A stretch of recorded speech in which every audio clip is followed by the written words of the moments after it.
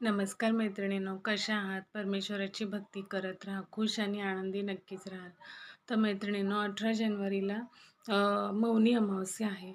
तर हा दिवस आपल्या पितरांना खुश करण्यासाठी, आपलं आरोग्य चांगलं ठेवण्यासाठी, तसेच पैशासंबंधी आर्थिक गोष्टी सुधारण्यासाठी आपण ही मौनी अमावस्या आपण छान उपाय करण्यासारखी आहे.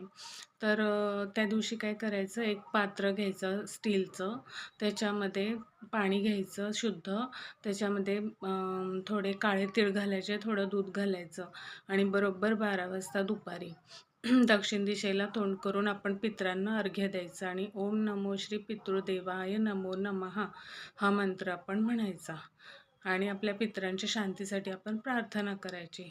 त्याच्यानंतर आपण शिवालयामध्ये जायचं. शिवालयामध्ये जाताना तांब्याच्या पात्रामध्ये आपण पाणी शुद्ध आणि गंगाजल घालून थोडेसे काळे तीळ घालायचे आणि ते महादेवांवर अर्पण करायचे. आणि हे केल्यानंतर आपण अख्ख्या दिवसभर मौन ठेवलं तर चांगलंच आहे, पण नाही जमलं तर 21 मिनटं किंवा 11 मिनटं तरी मौन राहा. ही मौनी अमावस्या आहे, तर ह्याचा आपल्या आरोग्याला, आपल्या आर्थिक परिस्थितीला खूप फायदा होतो. म्हणून हा उपाय नक्की करून बघा. नमस्कार.